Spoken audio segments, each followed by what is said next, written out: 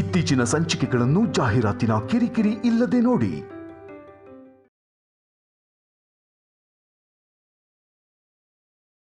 ಇಷ್ಟು ದಿನ ಕಲ್ಯಾಣಿ ಜೀವನ ಚೆನ್ನಾಗಿರ್ಬೇಕು ಅಂತ ದೇವ್ರನ್ನ ಕೇಳ್ಕೊತಿದ್ವಿ, ಪೂಜೆನ ಮಾಡಿದ್ವಿ. ನಿಧಾನವಾಗಿ ಶೌರ್ಯನ್ ಮನ್ಸು ಬದಲಾಗತ್ತೆ ಅನ್ಕೊಳ್ಳೋ ಅಷ್ಟರಲ್ಲಿ ಮತ್ತೆ ಹೊಸ ಸಮಸ್ಯೆ ಎದುರಾಯ್ತು. ಇದು ಸಮಸ್ಯೆ ಅನ್ನೋದಕ್ಕಿಂತ ಆರೋಪ ಅನ್ಬೇಕೇನೋ. ಅದ್ ಹೇಗ್ ಮಾಯ ಆಯ್ತೋ ಗೊತ್ತಾಗ್ತಿಲ್ಲ. ಒಂದ್ ವೇಳೆ ಸಿದ್ದು ಸಂಪದ ಬಂದು ಕಳ್ತನ ಮಾಡಿದ್ರ?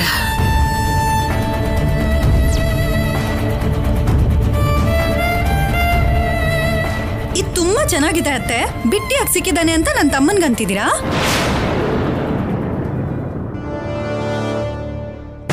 ಪಲ್ಲವಿ, ಬೇಕು ಅಂತ ಯಾರು ನಿನ್ ತಮ್ಮನ ಮೇಲೆ ಆರೋಪ ಮಾಡ್ತಾ ಇಲ್ಲ.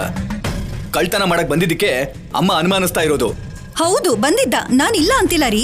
ಆದ್ರೆ ಶೌರ್ಯ ಹೇಳಿದ ಮಾತುಗಳನ್ನ ಮರ್ತೋದ್ರ? ಚೆಕ್ ಪೋಸ್ಟ್ ಎಲ್ಲ ಬ್ಲಾಕ್ ಮಾಡಿದೀವಿ.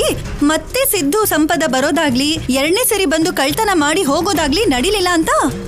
ಅವನಿಗಲ್ದೆ ಇನ್ಯಾರಿಗೆ ಗೊತ್ತು ಈ ಮನೇಲಿ ಬೀರು ಎಲ್ಲಿದೆ, ಎಲ್ಲಿ ಬಚ್ಚಿಡ್ತೀವಿ ಅನ್ನೋದು ಈ ಮನೇಲಿ ಇರೋರಿಗೆ ಮಾತ್ರ ಗೊತ್ತಿರುತ್ತೆ. ಒಡವೆಗಳು ಎಲ್ಲಿ ಹೋಯ್ತೋ ಅವರನ್ನೇ ಮೊದ್ಲು ಅನುಮಾನಿಸ್ಬೇಕು ಮಾವಯ್ಯ. ಅಂದ್ರೆ ನಿನ್ ಉದ್ದೇಶ ಏನು? ಅನುಪಮ ಕಳ್ತನ ಮಾಡಿದಾಳೆ ಅಂತೀಯ ಪಲ್ಲವಿ? ನಾನ್ ಅಂತಿದ್ದೀನಿ ಅಂತ ಅಲ್ಲ ಅತ್ತೆ. ನೀವ್ ಕೂಡ ಒಂದ್ಸರಿ ಯೋಚನೆ ಮಾಡಿ. ಚಿಕ್ಕ ತಪ್ಪು ಯಾರಿಂದ ಕೂಡ ಆದ್ರೂ ಅವ್ರಿಗೆ ಶಿಕ್ಷೆ ಕೊಡೋದು ನಿಮ್ ಮನೇಲಿ ಇರೋ ಸಂಪ್ರದಾಯ ಅಲ್ವಾ? ಇವಾಗ ಅನುಪಮ ಅಮ್ಮನ ಹತ್ರದಿಂದ ಒಡವೆಗಳು ಮಾಯ ಆಗಿದೆ, ಆದ್ರೆ ನೀವ್ ಅವ್ರಿಗೆ ಒಂದ್ ಮಾತ್ ಕೂಡ ಅನ್ನಲ್ಲ. ಅದೇ ನಾನಾಗಿದ್ರೆ ಇಷ್ಟೊತ್ತಿಗೆ ಕೆನ್ನೆ ಕೆಂಪಾಗ್ತಿತ್ತು. ಚಿಕ್ಕ ಸೊಸೆ ಅಲ್ವಾ, ಅದಕ್ಕೆ ಅಗೌರವ. ಪಲ್ಲವಿ, ಮಾತು ಹದ್ದು ಮೆರ್ತಿದೆ. ಇವಾಗ ನಾನು ಏನಂದೇರಿ? ಇರೋದನ್ನೇ ಅಲ್ವಾ ಹೇಳ್ತಿದ್ದೀನಿ. ಈ ಅನುಪಮ ಅಮ್ಮನೆ ಕಳ್ತನ ಮಾಡಿರ್ತಾರೆ. ಈ ವಿಷಯ ಅತ್ತೆಯವ್ರಿಗೆ ಗೊತ್ತಾದ್ರೂ ಮರ್ಯಾದೆಯಲ್ಲಿ ಹೊಟ್ಟೋಗುತ್ತೆ ಅಂತ ಪರವಹಿಸ್ಕೊಂಡು ಬರ್ತಿದ್ದಾರೆ. ಪಲ್ಲವಿ,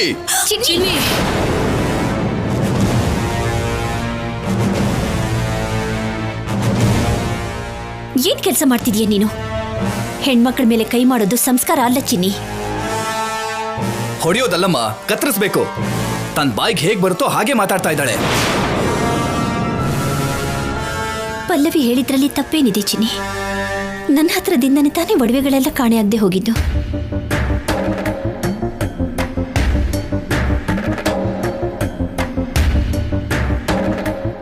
ಪಲ್ಲವಿ ಸ್ಥಾನದಲ್ಲಿ ಯಾರೇ ಇದ್ರೂ ಹಾಗೆ ಮಾತಾಡ್ತಾರೆ. ಪಲ್ಲವಿ, ನನ್ನಿಂದನೇ ಇದೆಲ್ಲ ಆಗಿದ್ದು, ನನ್ನ ಕ್ಷಮಿಸು. ಆಹಾ, ನಿಮ್ ಹಾಗೆ ಮಾತಾಡೋಕ್ ನನಗ್ ಬರಲ್ಲಮ್ಮ. ಎಲ್ಲಾದ್ರೂ ಗಂಡ ಹೆಂಡತಿಗೆ ಒಬ್ರಂದ್ರೆ ಒಬ್ರಿಗೆ ಆಗದೆ ಜಗಳ ಬರುತ್ತೆ. ಈ ಮನೇಲಿ ಮಾತ್ರ ಪಕ್ಕದವರಿಂದ ಜಗಳ ಬರ್ತಿದೆ. ಅಷ್ಟಕ್ಕೂ ನನಗೆ ಈ ಮನೇಲಿ ಬೆಲೆನೇ ಇಲ್ಲ.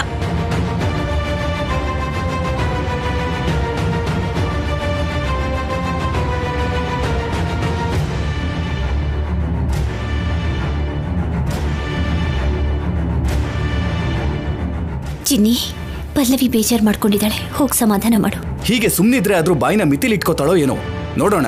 ತಪ್ಪು ಚಿನ್ನಿ. ಯಾವ ಹೆಣ್ಣಿಗೆ ಆಗ್ಲಿ ಅವಳ ತವ್ರ ಮನೆ ಬಗ್ಗೆ ಮಾತಾಡಿದ್ರೆ ಕೋಪ ಬರುತ್ತೆ. ಅದು ಅಲ್ಲದೆ ಸಿದ್ದು ಕಳ್ತನ ಮಾಡಿಲ್ಲ ಅಂತ ಶೌರ್ಯ ಹೇಳ್ತಾ ಇದ್ದಾನಲ್ವಾ? ಹೋಗಿ ಸಮಾಧಾನ ಮಾಡು.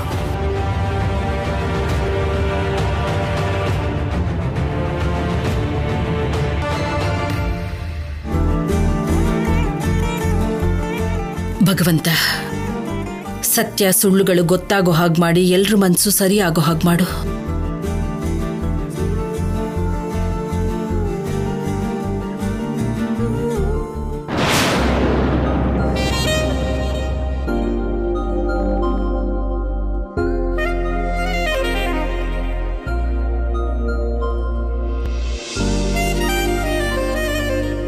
ಸಿದ್ದು ಟಿವಿ ನಿಂಗೋಸ್ಕರನೇ. ಬೋರ್ ಆಗ್ಬಾರ್ದು ಅಂತ ಪಕ್ಕದಲ್ಲಿ ರಿಪೇರಿ ಶಾಪಲ್ಲಿ ಸೆಕೆಂಡ್ ಹ್ಯಾಂಡಲ್ ತಗೊಂಡ್ ಬಂದೆ. Thank you Siddu.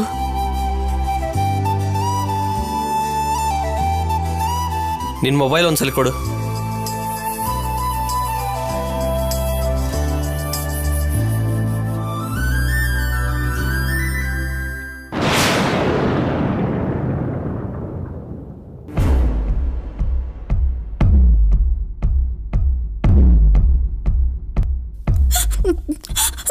ಏನ್ ನನ್ ಬದುಕೋ, ಈ ಮನೇಲಿ ನಾನು ಅಂದ್ರು ತಪ್ಪೆ, ಹೂ ಅಂದ್ರು ತಪ್ಪೆ. ದೇವ್ರನ್ನ ನೋಡೋದಕ್ ಬಂದವರೆಲ್ಲ ದೇವಸ್ಥಾನದಲ್ಲಿ ಗಂಟೆನ್ ಬಾರಿಸ್ದಾಗೆ ಈ ಮನೇಲಿ ಎಲ್ಲರೂ ನನ್ಗೆ ಅಂತಾರೆ. ಹೋಗ್ಲಿ ಬಿಟ್ಟು ತವ್ರ ಮನೆಗಾದ್ರೂ ಹೋಗ್ಬಿಡೋಣ ಅನ್ಕೊಂಡ್ರೆ ನಮ್ಮಮ್ಮ ಮಗಳು ಬಂದ್ಲು ಅನ್ನೋ ಆನಂದಕ್ಕಿಂತ ತಿನ್ನೋ ಅಕ್ಕಿ ಖಾಲಿ ಆಗೋಗುತ್ತೆ ಅಂತ ನೋಡ್ತಾಳೆ.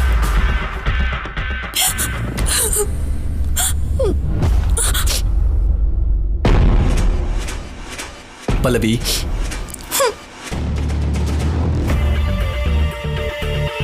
ನೋಡು ಪಲ್ಲವಿ, ನಿನಗೆ ಹೊಡಿಬೇಕು ಅಂತ ನನಗೇನಾದ್ರೂ ಆಸೆನಾ? ಅನುಪಮ ಅಮ್ಮನ ಬಗ್ಗೆ 8 ವರ್ಷದ ಹಿಂದೆ ಈ ಮನೆಗೆ ಬಂದಿರೋ ನಿನಗಿಂತ 23 ವರ್ಷದಿಂದ ಅನುಪಮ ಅಮ್ಮನ್ನ ನೋಡ್ತಿರೋ ನಮಗ್ ಗೊತ್ತು ನಮ್ಮ ಅನುಪಮ ಅಮ್ಮ ಎಂತವ್ರು ಅಂತ. ಅನುಪಮ ಅಮ್ಮನ ಕೈ ಯಾವತ್ತೂ ಒಬ್ರಿಗೆ ಕೊಡಬೇಕು ಅಂತಾನೆ ನೋಡುತ್ತೆ. ಅವ್ರ ಮನಸ್ಸು ಎಲ್ಲರೂ ಚೆನ್ನಾಗಿರ್ಬೇಕು ಅಂತ ಕೇಳ್ಕೊಳ್ಳುತ್ತೆ. ಅನುಪಮ ಅಮ್ಮನ್ಗೆ ಈ ಮನೆ ಬಿಟ್ರೆ ಇನ್ನೊಂದು ಪ್ರಪಂಚನೇ ಗೊತ್ತಿಲ್ಲ. ನಮ್ಮನ್ ಬಿಟ್ರೆ ಅನುಪಮ ಅಮ್ಮನ್ಗೆ ತಮ್ಮವರು ಅನ್ನೋರು ಯಾರೂ ಇಲ್ಲ. ಅನುಪಮ ಅಮ್ಮ ಈ ಕುಟುಂಬಕ್ಕೋಸ್ಕರನೇ ಬದುಕ್ತಿದ್ದಾರೆ.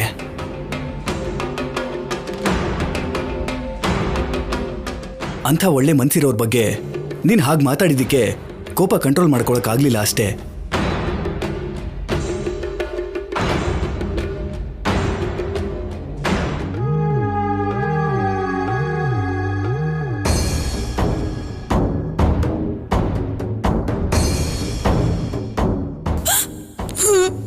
ನೀನ್ ಅಳ್ತಾ ಇದ್ರೆ ಕಣ್ಣೀರ್ ಒರೆಸಿ ಸಮಾಧಾನ ಮಾಡ್ತಾನೆ ಅನ್ಕೊಂಡ್ರೆ ಆ ಅನುಪಮನ್ನ ದೇವತೆ ಅಂತ ಹೊಗ್ಳಿ ಹೊರಟೋದ್ನಲ್ಲ ಪಲ್ಲವಿ ನಿನ್ ಗಂಡ. ಏನ್ ಮಾಡೋದಕ್ಕೆ ಎಲ್ಲ ನನ್ ಕರ್ಮ. ಹೀಗ್ ಅನ್ಕೊಂಡು ನೀನು ಸೈಲೆಂಟ್ ಆಗಿರ್ತೀಯ ಅಂತಾನೆ ಆ ಅನುಪಮಂಗೆ ಧೈರ್ಯ.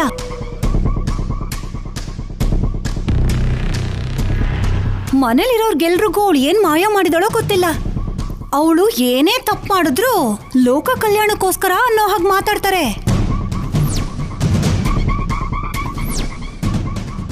ಆದ್ರೂ ಪಲ್ಲವಿ, ನಿನ್ ಗಂಡ ತುಂಬಾ ಹೇಡಿ ಅನ್ಸತ್ತೆ. ನಿನ್ನ ಬಗ್ಗೆ ನಿನ್ನ ಮಕ್ಕಳ ಬಗ್ಗೆ ಸ್ವಲ್ಪನಾದ್ರೂ ಯೋಚನೆ ಮಾಡ್ತಾನೋ ಇಲ್ವೋ? ಸಂಪಾದಿಸಿರೋ ದುಡ್ಡು ಇಲ್ದೆ, ವಾರಸತ್ವದ ಒಡವೆನೂ ಇಲ್ದೆ, ಈ ಮನೇಲಿ ನಿನ್ಗೆ ಗೌರವನೂ ಇಲ್ದೆ ಹೇಗ್ ಬದುಕ್ತಿದ್ಯೋ ಏನೋ. ನನಗ್ ಗೊತ್ತಿಲ್ದೆ ಕೇಳ್ತೀನಿ, ಅನುಪಮ ರೂಮಲ್ಲಿ ಒಡವೆಗಳನ್ನ ಇಟ್ಟಿದ್ರು, ಬೀಗನೂ ಅವಳ ಹತ್ರನೇ ಇತ್ತು. ಹಾಕಿರೋ ಬೀಗ ಹಾಕ್ದಾಗೆ ಇದೆಯಂತೆ, ಆದ್ರೂ ಒಡವೆಗಳು ಮಾಯ ಆಗಿದ್ಯಂತೆ.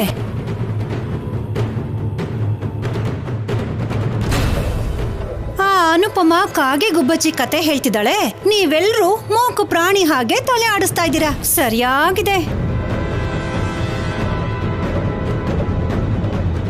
ಅಷ್ಟಕ್ಕೂ ನನ್ನ ಅನುಮಾನ ಏನ್ ಗೊತ್ತಾ, ಅನುಪಮ ಆ ಒಡವೆಗಳನ್ನ ಯಾರಕ್ಕೆ ಕೊಟ್ಟಿರ್ತಾಳೆ? ಅಷ್ಟು ಬೇಕಾಗಿರೋ ವ್ಯಕ್ತಿಗಳು ಅವಳಿಗೆ ಯಾರಿದ್ದಾರೆ?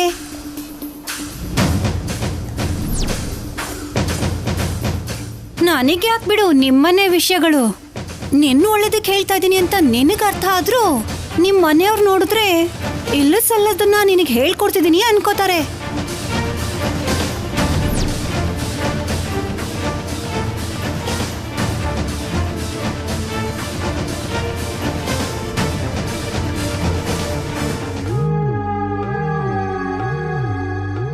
ಅಮ್ಮಯ್ಯ, ಉರಿತಾ ಇರೋ ಬೆಂಕಿಗೆ ತುಪ್ಪ ಸುರಿದ್ರೆ ಅದು ಹೇಗೆ ಬೆಂಕಿ ಜಾಸ್ತಿ ಆಗತ್ತೋ ಅದಕ್ಕಿಂತ ದೊಡ್ಡ ಬೆಂಕಿನ ಈ ಮನೇಲಿ ಹಚ್ಚಿ ಬಂದಿದ್ದೀನಿ.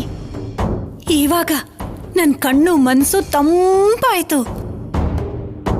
ಮನೆ ಪ್ರಶಾಂತವಾಗಿದ್ರೆ ಕೆಲವು ಕಣ್ಗಳು ತಡ್ಕೊಳ್ಳೋದಿಲ್ಲ ಕಂದ. ಯಾವಾಗ ಜಗಳ ಶುರು ಮಾಡೋಣ, ಯಾವಾಗ ನೋವು ಕೊಡೋಣ ಅಂತ ನೋಡ್ತಾ ಇರುತ್ತೆ. ಈಗ ಅದನ್ನೆಲ್ಲ ತಿಳ್ಕೊಂಡು ಅವ್ನು ಏನ್ ಮಾಡ್ಬೇಕು ಅಂತ ಹೇಳ್ತಿದ್ಯಾ ಕಲ್ಯಾಣಿ?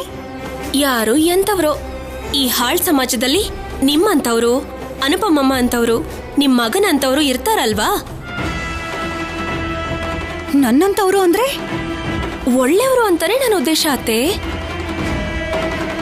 ಯಾಕೆ ನಾನು ಹೇಳಿದ್ರಲ್ಲಿ ಆ ಅರ್ಥ ಇರ್ಲಿಲ್ವಾ? ಬೇರೆ ಏನಾದ್ರೂ ಅರ್ಥ ಆಯ್ತಾ? ಇಲ್ಲ ಬಿಡೋ, ಅದೇ ಅರ್ಥ ಬಂತು. ಅಷ್ಟಕ್ಕೂ ಅನುಪಮಮ್ಮ ರೂಮಿಂದ ಯಾವ ಪಾಪಿ ಕೈಗಳು ಒಡವೆನ ಕಳ್ತನ ಮಾಡಿದ್ವೋ ಏನೋ ಆದ್ರೆ ಅವರ ಕೈಗಳು ಬಿದ್ದು ಹೋಗ್ಬೇಕು, ಕಾಲ್ಗಳು ಬಿದ್ದು ಹೋಗ್ಬೇಕು, ಬಾಯಿ ಕೂಡ ವ್ಯಾಕ್ಸಿನ್ ಇಲ್ದಿರೋ ರೋಗ ಬಂದು ಹಾಗೆ ಬಿದ್ದು ಹೋಗ್ಬೇಕು. ನನ್ಗೀಗೇನಾದ್ರೂ ಆ ಕಳ್ತನ ಮಾಡಿದವ್ರು ಯಾರೋ ಅಂತ ಗೊತ್ತಾದ್ರೆ ಏನ್ ಮಾಡ್ತೀಯಾ? ಅವ್ರ ಕೈ ಕಾಲ್ ಕಟ್ಟ ಹಾಕಿ ಅವ್ರಿಗೊಂದ್ ದೊಡ್ಡ ಕಲ್ ಕಟ್ಟಿ ನಮ್ಮ ಮನೇಲಿರೋ ಬಾವಿಗೆ ನೂಕ್ಬಿಡ್ತೀನಿ. ಹೆಣ ಕೂಡ ಯಾರಿಗೂ ಸಿಗೋದಿಲ್ಲ. ಇವಳೇನು ಬಾವಿ ಅಂತಿದ್ದಾಳೆ? ಒಂದ್ ವೇಳೆ ಇವಳಿಗೆ ನಿಜ ಏನಾದ್ರೂ ಗೊತ್ತಾಗೋಯ್ತಾ?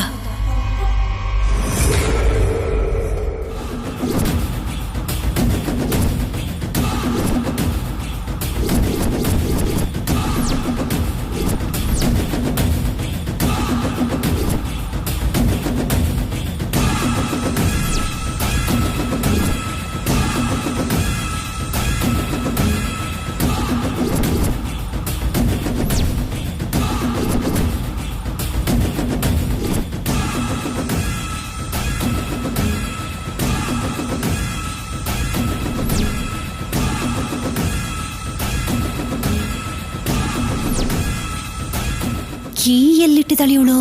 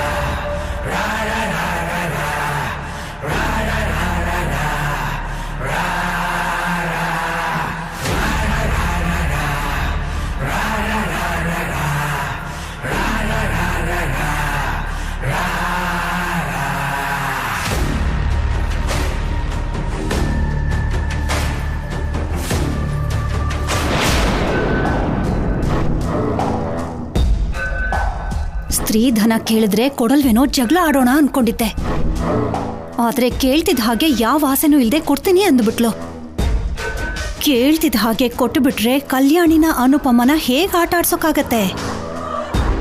ಅದಕ್ಕೆ ಈ ಒಡವೆಗಳನ್ನ ಕದ್ದಿದ್ದೀನಿ. ಆದ್ರೆ ಇದನ್ನ ಎಲ್ಲಿ ಬಚ್ಚಿಡ್ಲಿ?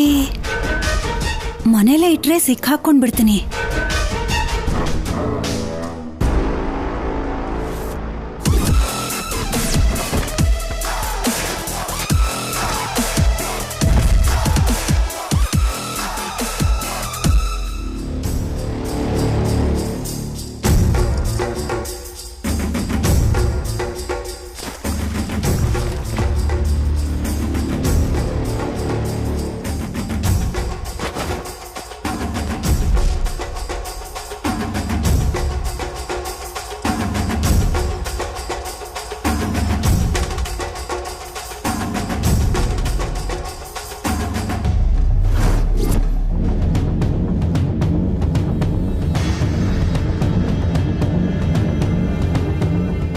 ಅತ್ತೆ ಅತ್ತೆ ಏನಾಯ್ತತ್ತೆ? ಇಷ್ಟೊತ್ತು ನೀವೇನು ಮಾತಾಡ್ದೆ ನಿಂತ್ಕೊಂಡಿದ್ದಕ್ಕೆ ಎದೆ ನೋವು ಬಂದು ಹೊರಟೋದ್ರೇನೋ ಅನ್ಕೊಂಡೆ. ನಾನಷ್ಟು ಬೇಗ ಹೋಗಲ್ಲ ಬಿಡು. ಗೊತ್ತು ಬಿಡಿ, ಪಾಪಿ ಚಿರಾಯು ಅಂತ ಹೇಳಿದಾರಲ್ಲ. ಏನಂದೆ? ಮತ್ತೆ ಇಲ್ಲಾಂದ್ರೆ ಏನತ್ತೆ? ನಮ್ ಚಿಕ್ಕಮ್ಮಂಗೆ ಸುಳ್ಳು ಹೇಳ್ದೆ, ನಮ್ಮಮ್ಮಂಗೆ ಯಾಕಷ್ಟು ಬೈದೆ? ಇರೋದನ್ನೇ ಹೇಳಿದ್ದು. ನನಗ್ಯಾಕೋ ಆ ಕಳ್ತನದ ಹಿಂದೆ ನಿಮ್ ಕೈವಾಡ ಜಾಸ್ತಿ ಇದೆ ಅನ್ಸುತ್ತೆ. ನನ್ನ ಮೇಲೆ ಕಳ್ಳಿ ಅಂತ ಮುದ್ರೆ ಹಾಕ್ತಿದ್ಯಾ? ನಿನ್ನ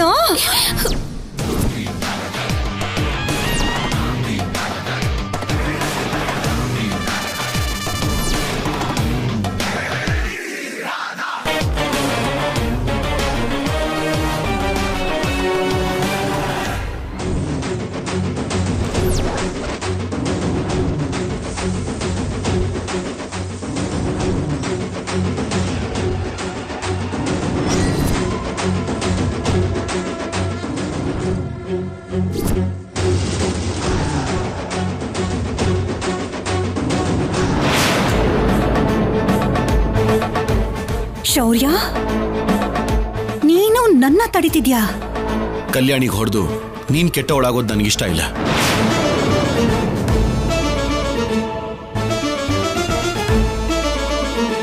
ಇವಳಮ್ಮ ಚಿಕ್ಕಮ್ಮ ಜಗಳ ಆಡ್ಕೊಂಡಿದ್ದಕ್ಕೆ ಆ ಜಗಳಕ್ಕೆ ನಾನೇ ಕಾರಣ ಅಂತಿದ್ದಾಳೆ ಕಣೋ. ಅದು ಅಲ್ದೆ ಆ ಕಳ್ತನನ ನಾನೇ ಮಾಡಿದೀನಿ ಅಂತಿದ್ದಾಳೆ. ಅತ್ತೆ ಅನ್ನೋ ಗೌರವ ಸ್ವಲ್ಪನೂ ಇಲ್ದೆ ನಿನ್ ಹೆಂಡತಿ ನನ್ನ ಮೇಲೆ ಕಳ್ಳಿ ಅನ್ನೋ ಮುದ್ರೆ ಹಾಕ್ತಿದ್ದಾಳೆ ಕಣೋ.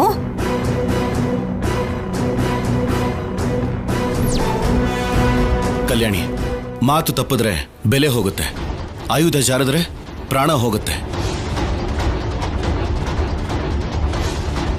ಬೆಲೆ ಹೋದ್ಮೇಲೆ ಮನುಷ್ಯ ಬದುಕಿದ್ರು ಸತ್ ಹಾಗೇನೆ.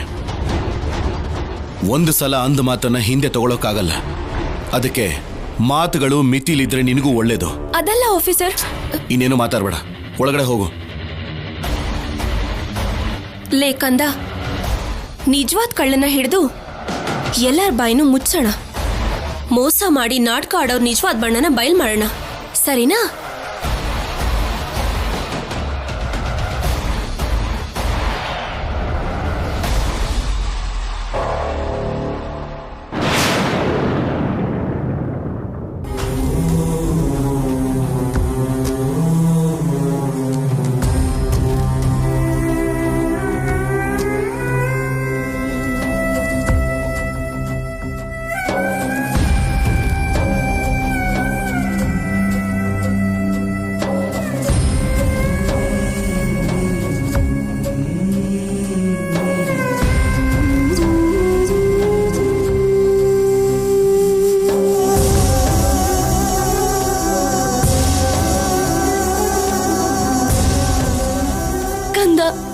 ಪದೇ ಪದೇ ನಿನ್ನ ಜ್ಞಾಪಕ ಬರ್ತಿದೆ. ನಿನ್ನ ಹತ್ರ ಬರೋಣ ಅಂದ್ರೆ ಪರಿಸ್ಥಿತಿ ಸರಿಯಾಗಿಲ್ಲ. ಮಿಸ್ ಯು ಕಂದ.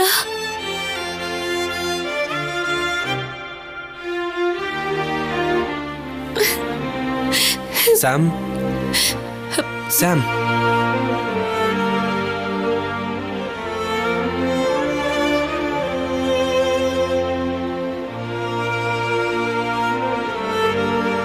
ಯಾಕೆ ಅಳ್ತಾ ಇದೆಯಾ? ಮತ್ತೆ ಮಗು ಬಗ್ಗೆ ಯೋಚನೆ ಮಾಡ್ತಿದ್ಯಲ್ವಾ? ಅದಲ್ಲ ಸಿದ್ದು. ಬೇಡ, ನನ್ಗೇನು ಹೇಳ್ಬೇಡ.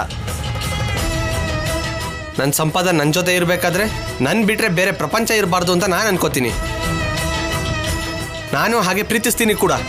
ಅಂಥ ಪ್ರೀತಿನೇ ಎಕ್ಸ್ಪೆಕ್ಟ್ ಮಾಡ್ತೀನಿ. ಮಗುನ ನಾವು ಸೆಟ್ಲ್ ಆದ್ಮೇಲೆ ಕರ್ಕೊಂಬರೋಣ ಅಂತ ಹೇಳಿದ್ನಲ್ಲ ಸ್ಯಾಮ್. ನೀನ್ ಎಷ್ಟು ಹೇಳಿದ್ರು ಅದನ್ನೇ ಯೋಚನೆ ಮಾಡ್ತಾ ಇರ್ತೀಯ. ನೀನ್ ಬದಲಾಗಲ್ಲ. ನಡಿ. ಇರು ಸಿದ್ದು. ಎಲ್ಲಿಗೆ? ಶೌರ್ಯ ಹತ್ರಕ್ಕೆ.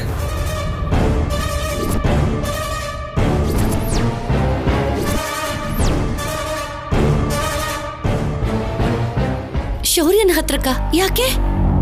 ನಡೆದಿದ್ರಲ್ಲಿ ಸ್ಯಾಮ್ ತಪ್ಪೇನಿಲ್ಲ. ನಾನೇ ಸ್ಯಾಮ್ನ ಬಲವಂತವಾಗಿ ಕರ್ಕೊಂಡೋದೆ ಅಂತ ಶೌರ್ಯ ಹತ್ರ ಹೇಳಿ ನಿನ್ನೂ ಶೌರ್ಯನ್ ಒಂದ್ ಮಾಡ್ತೀನಿ. ಅವಾಗ ನೀನು ಮಗು ಶೌರ್ಯ 3 ಜನ ಸೇರಿ ಹ್ಯಾಪಿಯಾಗಿರಿ. ಹುಚ್ಚಿಡ್ದಿದ್ಯಾ ನಿಂಗೆ? ಹಾಗೆ ಮಾಡಿದ್ರೆ ಶೌರ್ಯ ನಿನ್ನ ಸಾಯಿಸ್ಬಿಡ್ತಾನೆ ಸಿದ್ದು. ನಿಂಗೋಸ್ಕರ ಸಾಯ್ತೀನಿ. ನನ್ ಜೊತೆ ಇರ್ಬೇಕಾದ್ರೆ ನೀನ್ ಹ್ಯಾಪಿಯಾಗಿ ಇಲ್ಲ ಅಂದ್ಮೇಲೆ ನೀನ್ ಎಲ್ಲಿದ್ರೆ ಹ್ಯಾಪಿ ಆಗಿರ್ತೀಯ ಅಲ್ಲೇ ಇರು.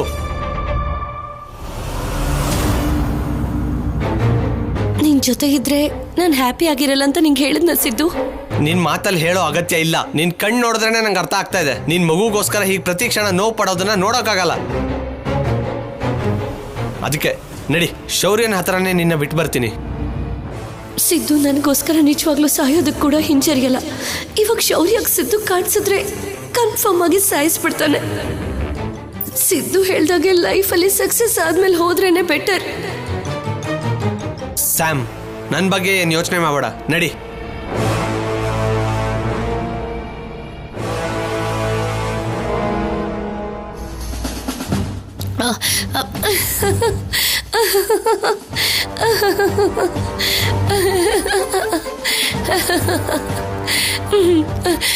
ನಂಬಟ್ಟೆ ಅಲ್ವಾ? ನೀನ್ ನಂಬಟ್ಟೆ ಅಲ್ಲ? ನಾನ್ ಮತ್ತೆ ಮಗುಗೋಸ್ಕರನೇ ಅಳ್ತಿದ್ದೀನಿ ಅಂತ ನೀನ್ ನಂಬಟ್ಟೆ ಅಲ್ಲ? ಅಲ್ವಾ? ನೀನ್ ನಂಬದೆ ಅಂದ್ರೆ ಆರ್ಟಿಸ್ಟ್ ಆಗಿ ನಾನ್ ಸಕ್ಸಸ್ ಆದ ಹಾಗೆ. ಅರ್ಥ ಆಗಿಲ್ಲ ಸ್ಯಾಮ್. ಆಕ್ಟಿಂಗ್ ಅಲ್ಲಿ ಮಹಾನಟಿ ಸಾವಿತ್ರಿ ಅವರು ನನ್ನ ಇನ್ಸ್ಪಿರೇಷನ್ ಅಂತ ನಿಂಗೆ ಗೊತ್ತಲ್ವಾ? ಹೌದು. ಅವ್ರ ಹಾಗೇನೆ ಗ್ಲಿಸರಿನ್ ಇಲ್ದೆ ಸೆಂಟಿಮೆಂಟ್ ಸೀನ್ ಅಲ್ಲಿ ಕಣ್ಣೀರ್ ಬರ್ಸ್ಕೊಳ್ಳೋದನ್ನ ಪ್ರಾಕ್ಟೀಸ್ ಮಾಡ್ತಿದ್ದೀನಿ.